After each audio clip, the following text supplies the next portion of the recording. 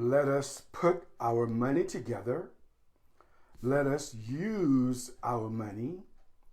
Let us put our money out at usury among ourselves and reap the benefit ourselves.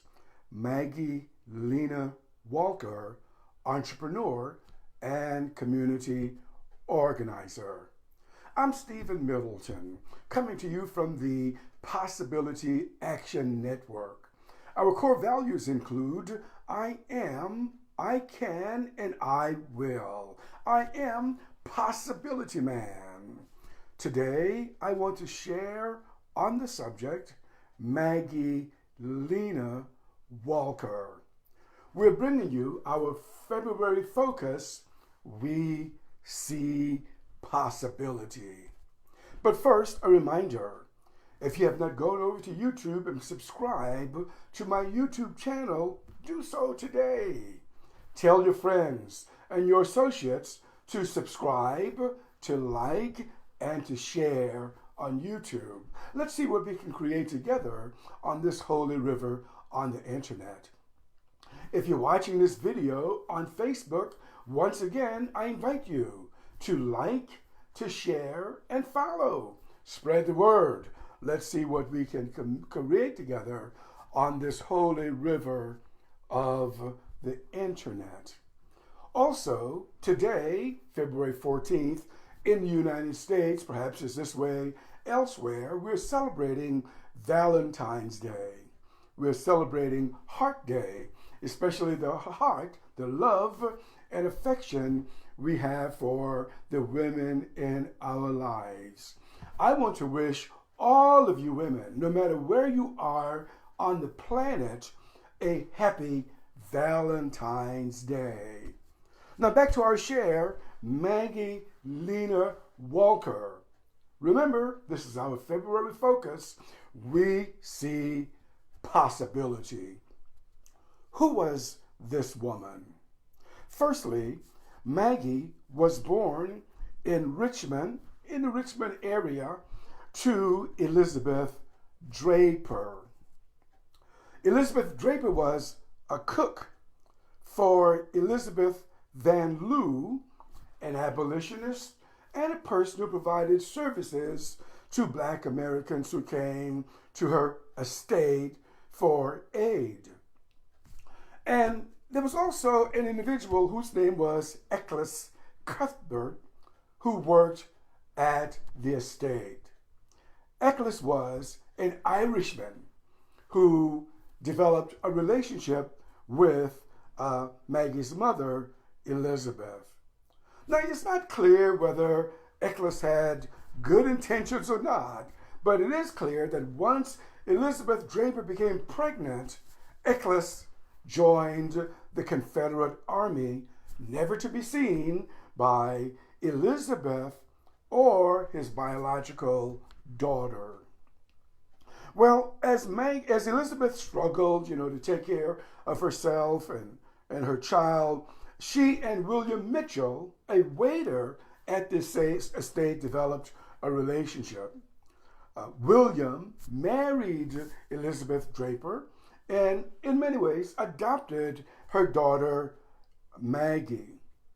And in course of time, William got a better job at a hotel in Richmond. Hotel's name was the St. Charles Hotel.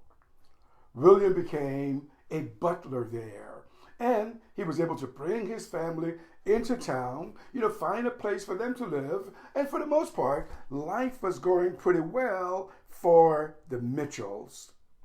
And then in 1876, William had a tragic accident of sorts that ended in his death. So Elizabeth Mitchell then and her daughter Maggie began to experience a life of struggle once again. Elizabeth looked around, and guess what? She saw a possibility. She said, what if I start a laundry business and begin doing the laundry for anyone who could pay? And that's exactly what she did, along with her helper, little Maggie.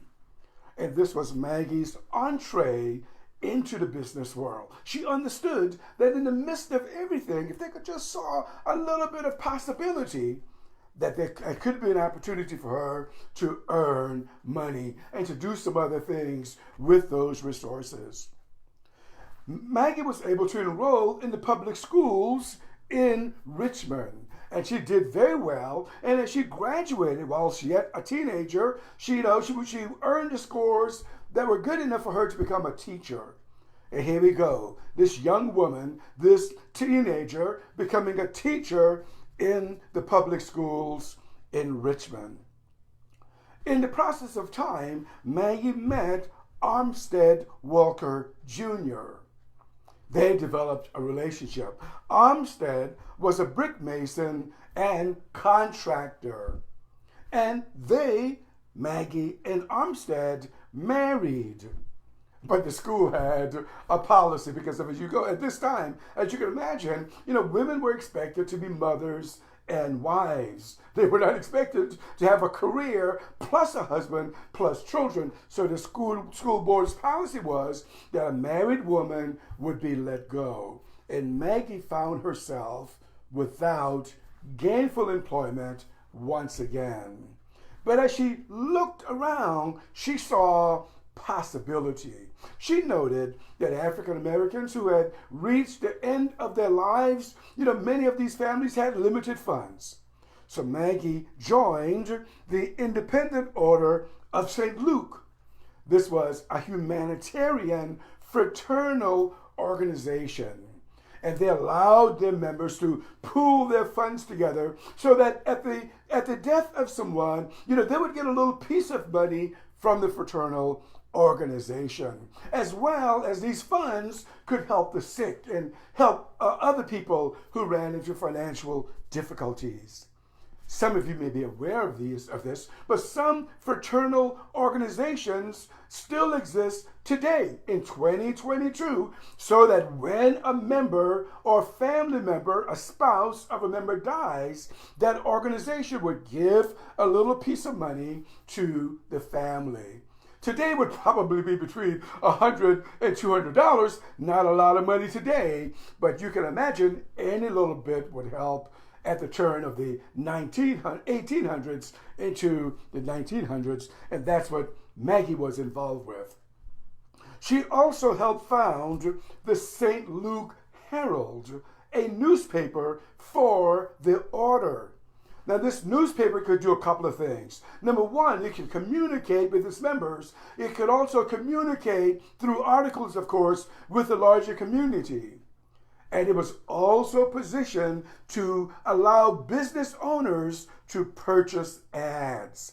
So therefore, this was a way for the order to bring in more funds. Maggie Walker saw this, and this is what she began to do. In addition to this, she opened the St. Luke Penny Savings Bank. Having a fraternal organization was good, but having a bank was better. And this is what she was saying in the quote that I read. Let us put our money together. Let us use our money. Let us put our money out at usury among ourselves and reap the benefit ourselves. She knew that a bank would allow them not only to, receive the deposits of members and other depositors, other patrons of the bank, but the bank would also position itself to loan money to those individuals who needed it for business or other purposes, who could demonstrate the capacity to repay. The St. Luke Penny Savings Bank, the brainchild of Maggie Lena Walker. In addition to this, she opened the St. Luke Emporium, a department store. Let's face it, in the late 1800s into the 1900s, when certain people went shopping, they were not treated very well, or they were not admitted into those stores. Well, the St. Luke Emporium didn't pose that problem for them. These individuals had a department store where they could shop. They had a department store where they could become get jobs as sales clerks. They had a department store where they could go and, of course, be treated with dignity and respect. In the 1800s, especially as the country was experiencing economic problems, Miss Walker decided we need to consolidate struggling banks. So she talked with leaders in 2 other banks and merged those 3 banks together. This bank became known as the Consolidated Bank and Trust Company.